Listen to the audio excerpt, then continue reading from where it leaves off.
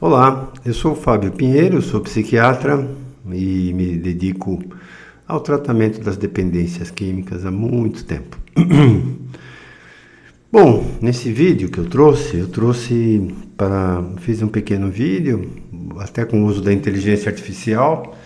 Eu peço aí desculpas aí se o vídeo não ficou assim exatamente uma beleza, mas os recursos da inteligência artificial são muito bons para explicar para as pessoas as matérias mais complexas, né? Que dependem de mais conhecimentos do cérebro e do funcionamento do cérebro e do funcionamento dos tratamentos com aparelhos da medicina, da dependência química, né?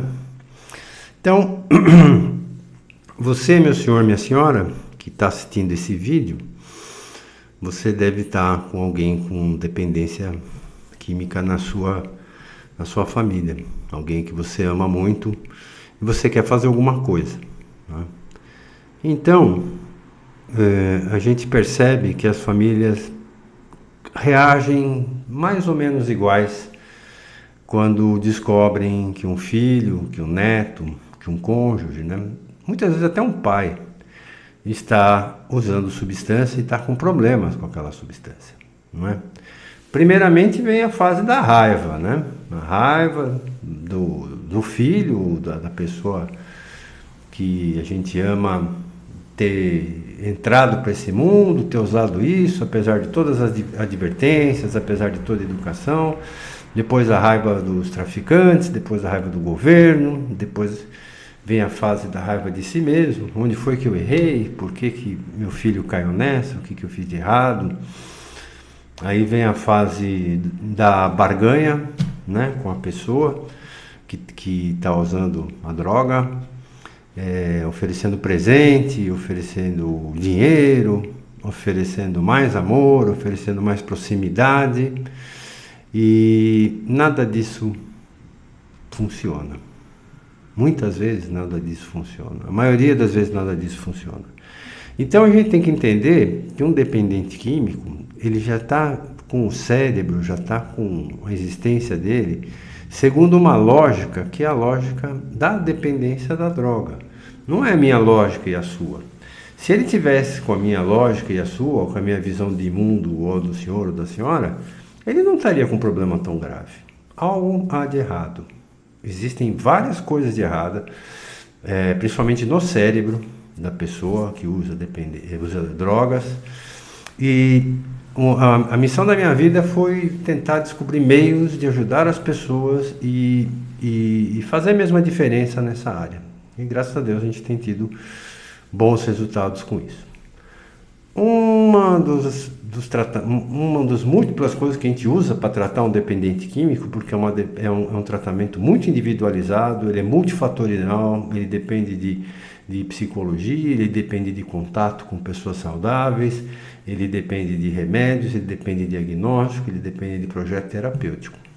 E um dos recursos que a gente tem chama-se estimulação magnética transcraniana repetitiva, né?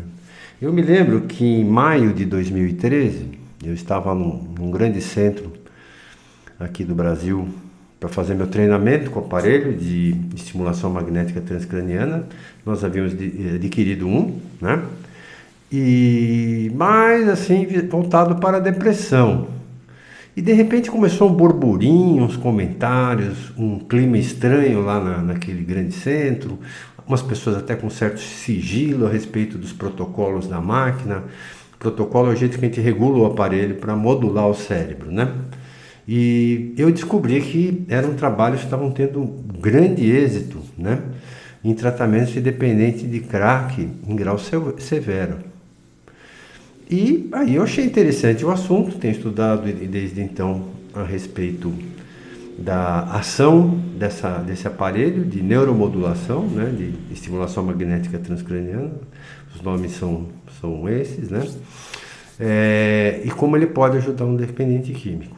Então, a gente tem que entender que o cérebro de uma pessoa que está usando substância há algum tempo, E o cérebro de uma pessoa que está com problema suficiente para você procurar aqui esse vídeo, ou procurar ajuda da nossa instituição, é um cérebro doente, não é?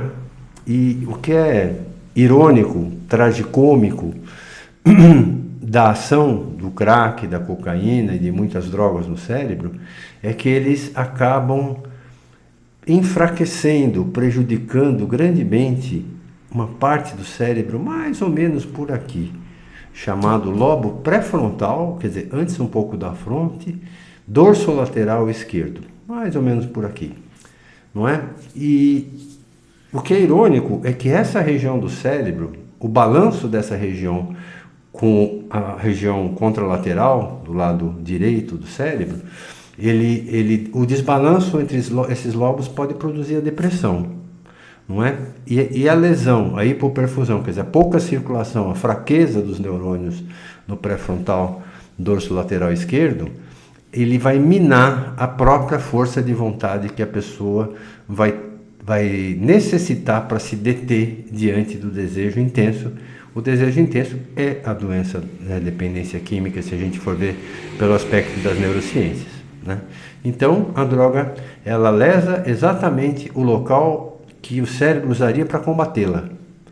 E a neuroestimulação, ela consegue fazer uma reabilitação, consegue ativar esses neurônios, consegue melhorar a circulação, consegue melhorar o consumo de glicose, a atividade dessa região aqui do cérebro. Primeiro fazendo com que a pessoa se sinta melhor, né? Que os sintomas depressivos melhorem, se a pessoa tem esses sintomas depressivos, e a pessoa fica mais resiliente, quer dizer, ela começa a ter mais poder de resistência diante da droga, para que as outras abordagens, as outras formas que a gente trata, como psicoterapia, como reuniões de grupo, como narcóticos anônimos, como alcoólatras anônimos também, possa surtir efeito. O cérebro tem que estar preparado. Então, uma das causas assim da pessoa ficar tendo internações, tendo uso recorrente, por mais que a família lute, um dos fatores, são vários, não é só esse, pode ser aí, entre aspas, uma fraqueza nessa região do cérebro, que a máquina de neuromodulação ela reabilita, tá? Então eu vou passar vocês ao vídeo. Eu queria dizer para vocês que a 1 minuto e 30 mais ou menos do vídeo, que eu mesmo fiz com inteligência artificial, você vai ver um robozinho passando ao lado lá da modelo, da menina. Aquilo é um sistema de neuronavegação. Isso a gente não tem aqui na clínica, porque já mais interesse de neurologia, derrames, para você fazer localização de pontos mais individualizados no cérebro, para aplicar a estimulação magnética, né? É óbvio que esse ambiente que a inteligência artificial criou é só didático, não é a nossa clínica, infelizmente, nossa clínica não tem essa aparência, e o nosso aparelho é o da Neurosoft. Vai se falar aos 2 minutos e 30 sobre o craving, né? O craving é uma palavra que as pessoas que estão entrando para esse mundo, querendo compreender a dependência química, querendo tratar do seu familiar, deve entender. O craving é o desejo intenso, é o anseio que a pessoa tem de utilizar aquela droga, contrariando tudo, todos e até a si mesmo, né? É como se fosse uma tara, um desejo fortíssimo que produz até alterações corporais, até nos intestinos da pessoa, muitas vezes, do desejo de usar a droga. É o craving que deve ser combatido, e é a estimulação magnética transcraniana que restaura os instrumentos do cérebro para se deter diante do craving, ok? Então, vamos ao vídeo. Até lá. Eu testemunhei pacientes que haviam perdido toda a esperança em encontrarem um novo caminho. Durante décadas, a depressão resistente parecia uma sentença definitiva. Mas em laboratórios ao redor do mundo, cientistas descobriram algo extraordinário: pulsos magnéticos capazes de reescrever circuitos cerebrais. Hoje, eu revelo como a estimulação magnética transcraniana repetitiva, EMTR, passou de experimento à revolução médica em 5 décadas. A estimulação magnética transcraniana repetitiva funciona através de um princípio elegante. Bobinas eletromagnéticas sobre o crânio geram campos magnéticos que penetram o córtex cerebral. Esses pulsos, repetidos milhares de vezes, induzem correntes elétricas minúsculas nos neurônios, modulando sua atividade. O R de repetitiva é crucial. São as sessões consecutivas, dia após dia, que reconfiguram redes neurais disfuncionais. Em 1985, Anthony Barker demonstrou a primeira ETMR bem-sucedida em humanos na Universidade de Sheffield. O que começou como curiosidade neurocientífica rapidamente atraiu psiquiatras enfrentando a depressão mais resistente. A promessa era irresistível: tratar o cérebro sem cirurgia, sem anestesia, sem os efeitos devastadores de tratamentos invasivos. Eu vi essa promessa se tornar realidade. Para quem sofre de depressão resistente, aquela que não responde a medicamentos ou psicoterapia, RTMS surgiu como um farol. Estudos nas décadas de 1990 e 2000 mostraram taxas de resposta entre muito boas em pacientes que haviam falhado múltiplos tratamentos. O protocolo mais comum? Estimulação de alta frequência no córtex pré-frontal dorsolateral esquerdo. Sessões diárias de 20 e 40 minutos, durante 4-6 semanas, sem internação. Apenas o ritmo da bobina e, gradualmente, o retorno da luz. Mas a história não parou aí. Pesquisadores observaram que RTMS reduzia o craving em dependentes de cocaína, álcool e nicotina. O córtex pré-frontal, guardião do controle de impulsos, estava sendo fortalecido. Estudos mostraram redução de importante nas recaídas quando combinado com terapia comportamental.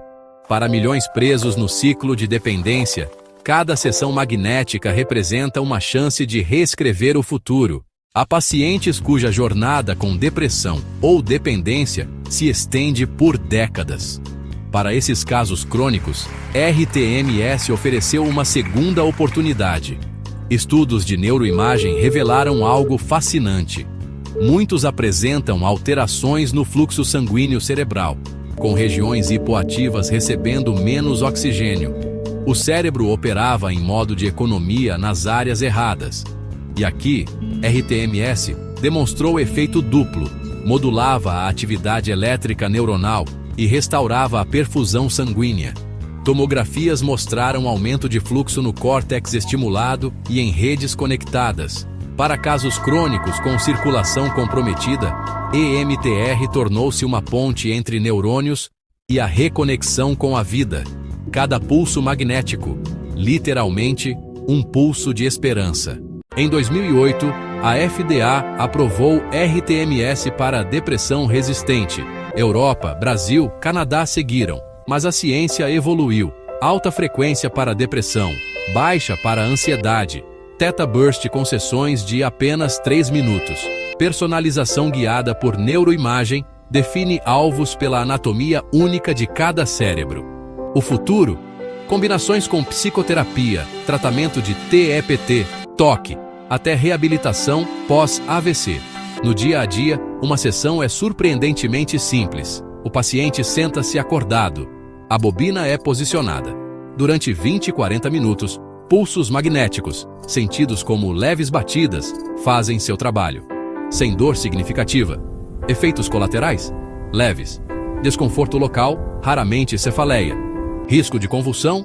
Menos de 0,1%. Após a sessão, retorno às atividades normais. Semana após semana, o cérebro se reconecta. Vidas recuperadas, uma sinapse de cada vez. A história da EMTR é a história da persistência científica e da esperança humana. De um laboratório em Sheffield a milhões de sessões ao redor do mundo, essa tecnologia provou que o cérebro pode ser curado sem bisturi, sem sedação, sem rendição. Este conteúdo é educativo. Consulte sempre seu médico para avaliar se EMTR é adequado para você. A revolução magnética está apenas começando. Então, gente, é isso aí. A estimulação magnética transcraniana repetitiva, ela faz uma diferença, sim, na recuperação dos pacientes.